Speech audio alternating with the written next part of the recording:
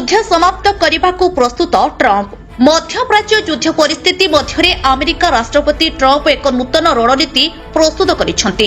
Trump ତାଙ୍କ ସହଯୋଗୀମାନଙ୍କୁ କହିଛନ୍ତି ଯେ ସେ ଇରାନ ସହିତ ଯୁଦ୍ଧ ସମାପ୍ତ କରିବାକୁ ପ୍ରସ୍ତୁତ। ଯଦିଓ ହର୍ମୁଜ ପ୍ରଣାଳୀ ବନ୍ଦ ରହେ, ୱାଲ୍ ଷ୍ଟ୍ରିଟ୍ ଜର୍ଣ୍ଣାଲ ଅନୁଯାୟୀ ହର୍ମୁଜ ପ୍ରଣାଳୀକୁ ବଳପୂର୍ବକ ଖୋଲିବା ଏକ ଦୀର୍ଘ ଏବଂ ବିପଦପୂର୍ଣ୍ଣ କାର୍ଯ୍ୟ ହେବ, ଯାହା ଟ୍ରମ୍ପଙ୍କ ପକ୍ଷରେ ନୁହେଁ। ଇରାନର ନୌସେନା କ୍ଷେପଣାସ୍ତ୍ର ଭଣ୍ଡାର, ପ୍ରତିରକ୍ଷା ଶିଳ୍ପ ଏବଂ ଆକ୍ରମଣାତ୍ମକ କ୍ଷମତାକୁ ନଷ୍ଟ କରିବା ନୂଆ ରଣନୀତିର ଲକ୍ଷ୍ୟ। ଏହା ଇରାନକୁ କୂଟନୀତି ମାଧ୍ୟମରେ ହର୍ମୁଜ ପ୍ରଣାଳୀ ଖୋଲିବାକୁ ବାଧ୍ୟ କରିବ। ଏହା ବିଶ୍ୱାସ କରାଯାଏ ଯେ ଗତ ରାତିର ଇସ୍ପାହାନରେ ବଙ୍କର ବଷ୍ଟର ଆକ୍ରମଣ ସେହି ପ୍ରକ୍ରିୟାର ଆରମ୍ଭ।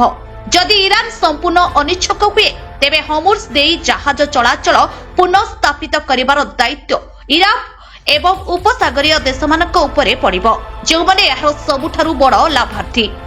ହ୍ୱାଇଟ୍ ହାଉସର ଏହି ଦାବି ବିଶ୍ୱ ଅର୍ଥନୀତିକୁ ଆହୁରି ଧକ୍କା ଦେଇପାରେ।